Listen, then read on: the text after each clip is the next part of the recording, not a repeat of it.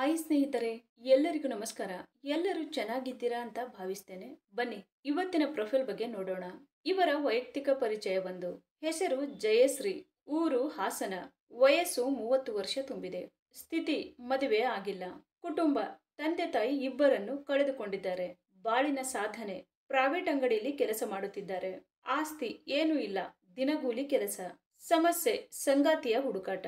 ವಿದ್ಯಾಭ್ಯಾಸ 10th pass ಆಗಿದ್ದಾರೆ. ಹಾಗೇನೆ ಸ್ನೇಹಿತರೆ, ಇವರ ಹತ್ತಿರ ಇರುವ ಟೊಯೋಟಾ ಇನೋವಾ ಕಾರಿನ ಬಗ್ಗೆನೂ ಫುಲ್ ರಿವ್ಯೂ ಕೊಟ್ಟಿದ್ದಾರೆ. ಇದರ ಬಗ್ಗೆನೂ ಸಂಪೂರ್ಣವಾದ ಡೀಟೇಲ್ಸ್ ಕೊಡ್ತಾ ಹೋಗ್ತೀನಿ, ಸ್ಕಿಪ್ ಮಾಡದೆ ಕೊನೆ ತನಕ ನೋಡಿ. ಭಾವನೆಗಳಿಂದ ತುಂಬಿದ ಮೌನ. ಜಯಶ್ರೀ ಹೆಸರು ಸರಳವಾದರೂ ಬದುಕು ನಿಗೂಢವಾಗಿದೆ.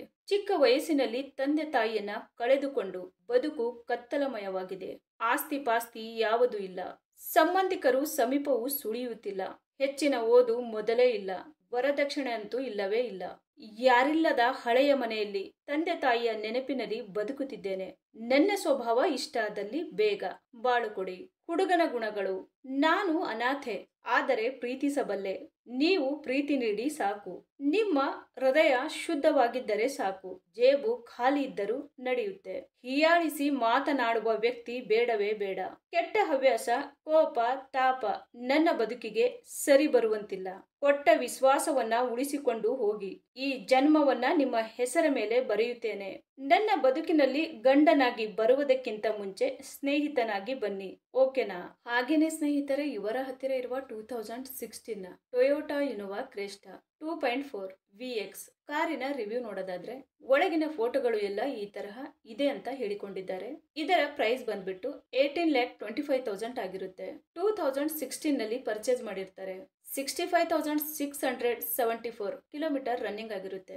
ಮ್ಯಾನುಫ್ಯಾಕ್ಚರಿಂಗ್ ಇಯರ್ ಬಂದು ಮಾರ್ಚ್ 2016 ಆಗಿರುತ್ತೆ. ಫ್ಯೂಲ್ ಟೈಪ್ ಬಂದು ಡೀಸೆಲ್ ಆಗಿರುತ್ತೆ. ಟ್ರಾನ್ಸ್ಮಿಷನ್ ಎಲ್ಲ ಕೂಡ ಮ್ಯಾನ್ಯುವಲ್ ಆಗಿರುತ್ತೆ.